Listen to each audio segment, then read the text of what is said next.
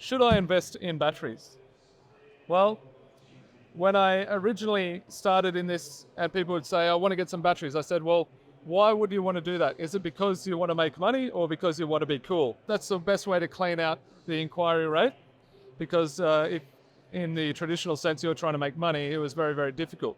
The other question I would ask is, are you doing this because you're trying to go off grid? How much is it going to cost you to connect to the grid?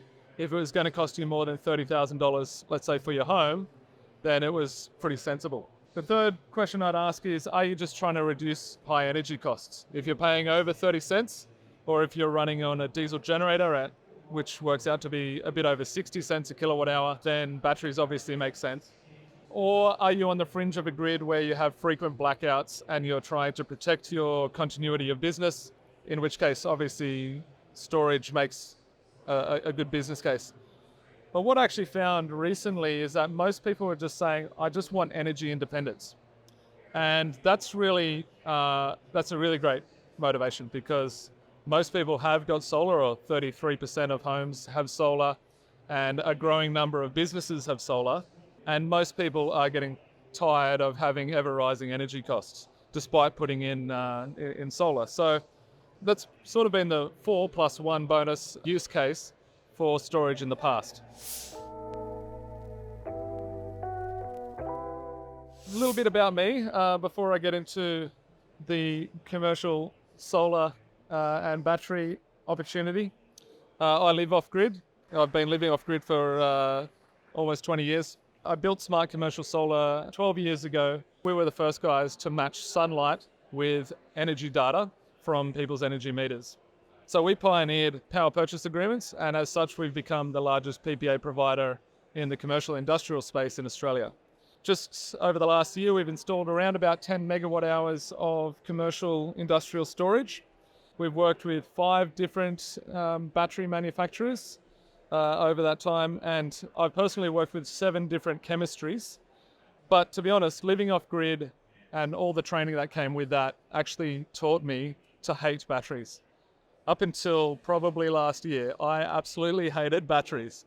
They are the bane of my life and I didn't like them. But things are changing. About smart commercial solar, we are here to assist our customers, you guys, to achieve energy independence. We have a huge team. We operate and maintain about $100 million worth of solar PPAs. PPAs consist of about half of our projects, and PPAs are, the reason I mention it so much is because it is the ultimate test of whether something is financially viable, is whether or not you can finance it over a period of time.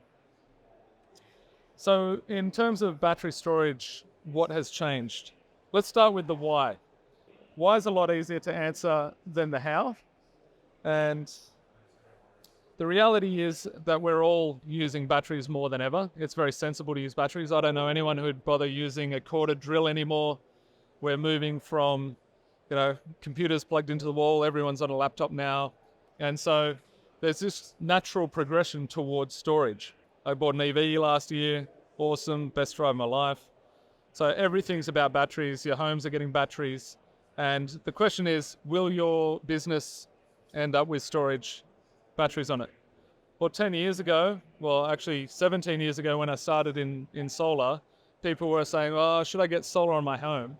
Now today, you wouldn't think of not getting solar on your home. 10 years ago, businesses started saying, will I get solar on my business? Well, everyone's getting solar on their business. And if you're not, you're losing money, you're wasting money. So over the next little while, that same question, will I get batteries in my business? Absolutely, you will. You will almost be incentivized to. But why? Why is currently being driven by ESG? Up until sort of this year, ESG was really being pushed from the top 500 companies in Australia, trying to decarbonize and achieve certain targets in decarbonizing. But for the broad market, it's going to always come back to economics. And economics will always trump any other investment decision when it comes to a business. And because battery costs are reducing quite rapidly and revenue streams are increasing and access to the market for a battery is becoming more accessible, the economics of batteries is no longer just behind the meter solar arbitrage. In fact, if you are not participating with your battery in all markets possible on the grid side, you're actually losing money, and the economics are going to be actually very attractive for you to get storage onto your business. Energy security is also a massive driver of why. As we enter a more volatile market due to increased renewables and the desire to turn off spinning reserve, energy security is going to become more important. We have short memories, but in the 70s, there was a huge amount of rolling brownouts, blackouts. We've forgotten those days, but I think we're going to see increased energy volatility that will drive price up. And ultimately, the question has to be asked of every business that we deal with: what is the cost of your business when the grid goes down? If it goes down for an hour, do your staff leave? If it goes down for 4 hours, you shut down. If it goes down for 30 minutes during a critical process, what is the actual real cost to your business? And it might only happen once in a year, or it might happen once in 2 years. But I've found in doing our research that energy security can actually outweigh the cost of the capital value of the system. So depending on which manufacturer you're working with. The reality is, unfortunately, that solar only meets between 20 and 40% of our customers' needs. If we want to see a higher penetration of solar in our market, we are going to need to have increased storage. And we can sensibly get to around 80% of a business energy needs with solar and battery if roof or ground space is not an issue. Getting to 100% costs around about 100% more than the initial 80%, because we're planning for 3 days to 2 weeks of the year, and the cost to have all that storage sitting there just to make up the last 20% can be pretty horrific. So let's go into how. How do batteries make a good investment? There are 7 market forces that a battery needs to operate in order to get a good return on investment. So there's markets, then there's the technology, the how of technology. And we've found, after working with pretty much every major battery provider in Australia, that the technology has a bit of a gap. Everyone who sells batteries will tell you these things are plug and play. No problem. We can install it. You can make all your dreams come true. We've spent a lot of time and money at Smart Commercial Solar. We've spent a huge amount of time and money bridging the gap between the promise and the reality of what's coming out of manufacturers. So the complexity of meeting a customer's need. Now, customer might just want solar arbitrage. That's really easy. But if the customer wants to be a market participant, selling and buying in from the market, and have, let's say, backup for the site during a grid blackout, the technology that we choose is vital and complex. And then there's the platforms for which you can both control your systems and participate in and out of the market. So solar arbitrage, this is a real client. Their load is in black. You can see that's their load profile, a bit of a daytime bias. So you can see they stop for lunch at some point in time, and then they get back to work. You can see that the battery coming in from last night still had some charge, and it sort of ran out of power, maybe down to 10% at about 4 a.m., 3:30 a.m. And the site went back onto the grid. Solar woke up, it exceeded the load, started charging the battery here. There's a little bit of a cloud come over, and the battery had to discharge into the load. The battery then made up for the afternoon lack of sunlight and discharged through the night until 11:30 p.m., by which time the battery was empty and we're back relying on the grid. So that's solar arbitrage. It's really storing daytime energy and using it at night for your own site. It's not the best return on investment. It's okay, but generally your break even on that would be maybe 8 years, probably longer. Unfinanceable. Battery dispatch for capacity or demand management from behind the meter is pretty lucrative, and in combination with solar arbitrage could be a good option, especially if you're paying over $16 per kVA. And that same customer, if we had that battery operating for them, we would say we're going to have a set point, some arbitrary set point that meets throughout the year an average demand, and we'll only discharge the battery once the load exceeds a certain amount. Batteries are perfect for that. The only thing is with demand management is that if you've had a bad solar day and you don't have enough storage and demand hits the next day, you can still end up with a demand charge. So it's an inexact science, and it requires us to do a lot of analysis in order to get you the best result.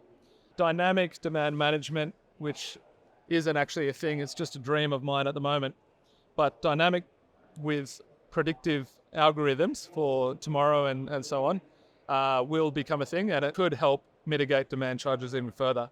But I do expect that demand charges will continue to go up because volatility goes up and demand is a really big problem. We need to incentivize people to reduce their demand.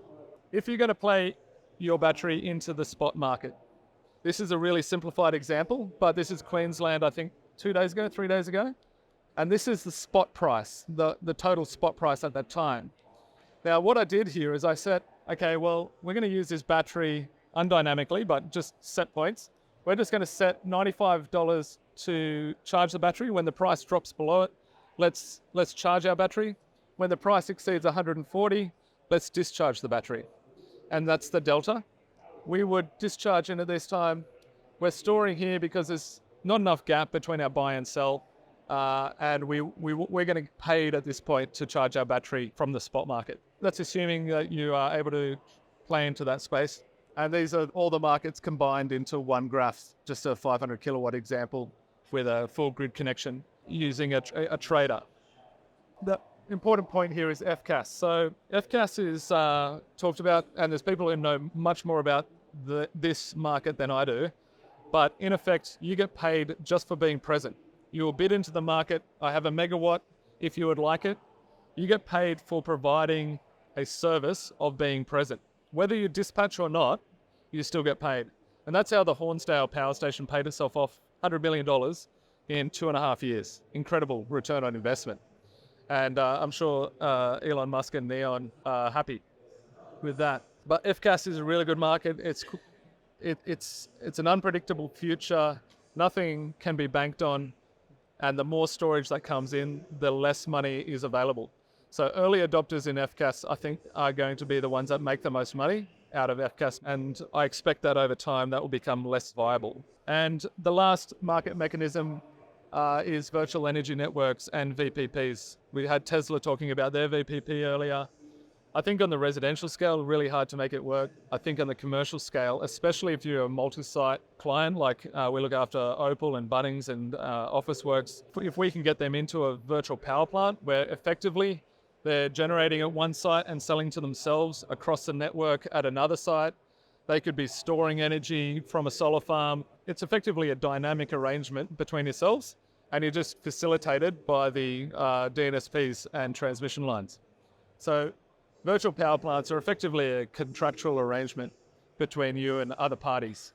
And it's a way of saving money, spilling energy into the grid, but effectively using it somewhere else to improve your financial results, rather than buying energy off the grid at 18 cents or whatever. That was the financials. Now, how technology-wise, this is where the rubber hits the road. This is quite complex. So, one, you need technology that works. And two, you need the platform to work with. Because if you're going to participate in the market, you are going to collect a signal. And if you do not dispatch when required, there is a hefty penalty to be paid. You actually end up paying a lot more than you are hoping to sell your energy for. So having reliable technology that receives a signal, recognizes that it's a signal, turns its inverter on and sends power out or sucks power in is extremely important. And we've just found the complexity there, which is our job to solve. Manufacturers still have a little way to go before it's really a plug-and-play product. Even Australian-based battery companies are struggling to get their head around it, and not all inverters are certified to participate into the market, and not all platforms are going to work with all inverters, and so on. We would just ask that if you are interested in looking at this, we will look at your unique case. Everyone is unique. Every piece of technology has a use case, but not every use case has a technology. So that's our job to solve. The platform's job is to match your energy with the grid. And we work with PowerSync to do this at the moment. We also work with Momentum, which is Hydro Tas, who are a VPP participant. Effectively, they match your energy on site with a financial product. And the returns are really good or getting better. So this modeled system actually broke even in 5 years. This is an incredible result. And as battery costs come down lower, we will be able to achieve better outcomes. It's not normal, but we can see what's about to happen. Now, if you can get a break even in 5 years, you're able to finance that and make money out of your batteries. We've done batteries for a long time. This was our first really big battery, 700 kilowatt hours in Alice Springs using LG Chem rack mounts, which thankfully these ones haven't been recalled. But that system's been up there for 7 years in the hottest environment, operating beautifully, offsetting the budding store. They did that for a financial reason. They were paying 35 cents a kilowatt hour. So the break even on this was 5 years. This system here is in New Zealand. The farm that we were working on, chicken farm, was expanding, doubling its size, couldn't double the transformer. We were able to give them demand management, basically, allow them to expand their business. This is one that we just finished now. This is a completely off-grid, 4.4 megawatt hours of lithium here with SunGrow, battery inverter and solar inverter, 2 megawatts of generator capacity, the 3.5 kilometer HV system connecting 6 homes, freezer, water pumping, water filtration. And it allowed this farmer to build his farm and connect to power and have it run 2 years earlier than the grid could have connected them. It allowed them to buy the land about $1 million cheaper, and it will be eventually connected to the grid and then participate. So it's already paid for itself. It's an $11 million project, very complex, but we've solved all the complexity. It's working beautifully, thanks to SunGrow's help, and we're very proud of that one. Heaps of batteries. We've done biogas diesel generator playing into the F-gas market with a battery and 2 megawatts of solar for Fraser's property. That's a really complex system. The biodiesel generator playing into the market as well. Really cool project. Very, very difficult. I think we're the only ones that could have done it. And my favorite customer is Richard White. He's Australia's second richest man. This is his house. Put 120 kilowatts on. We put in 230 kilowatt hours of storage, and then we added 14 power walls just a couple of weeks ago. Why? Because he can. Thank you for your time and energy.